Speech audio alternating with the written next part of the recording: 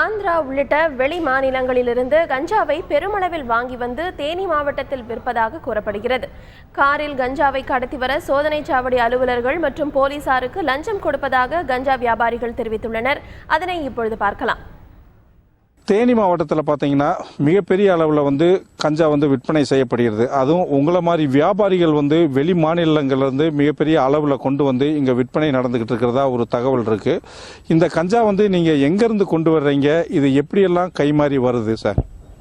நாங்கள் மேக்சிமம் ஆந்திரா, கர்நாடகா மாநிலம், ஆந்திரா, ஒரிசா மாநிலத்திலிருந்து தான் கொண்டு வர்றோம்.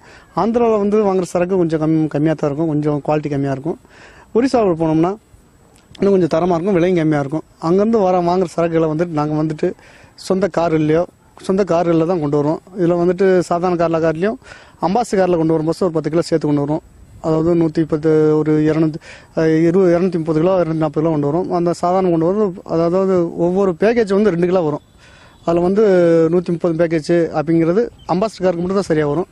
மற்ற சொந்த காரில் வாங்கினோம்னா 100 பேக்கேஜ் அப்படி தான் கொண்டு வருவோம். கொண்டு வரும் பஸ் அங்கெல்லாம் எந்த பிரச்சனையும் கிடையாது. அந்த பிரச்சனையெல்லாம் நாங்கள் பேசாமல் வந்துடுவோம். இங்கிட்டு ஆந்திரா பார்டரை தாண்டி வரும் பஸ் 2-3 செக் போஸ்ட் இருக்குது.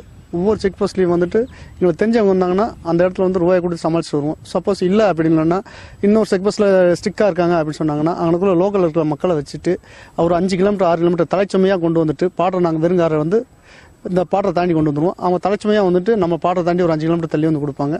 அதை வாங்கிட்டு நாங்கள் நேராக வர்ற போச சென்னை என்ஐபி, அப்புறம் அதுக்கடுத்த டிஸ்ட்ரிக்ட் ஒவ்வொரு என்ஐபியும், அதாவது திருச்சி, திண்டுக்கல் என்ஐபி, நம்ம தேனி என்ஐபி, திண்டுக்கல் என்ஐபி, இவங்ககிட்டலாம் தெரிஞ்சவங்கள வச்சு பணம் கட்டிட்டு தான் நாங்கள் கொண்டு வர்றோம். பணம் கட்டிட்டு கொண்டு வரதுனால தான் இங்கே நாங்கள் நேரடியாக கொண்டு சேர்க்குறோம்.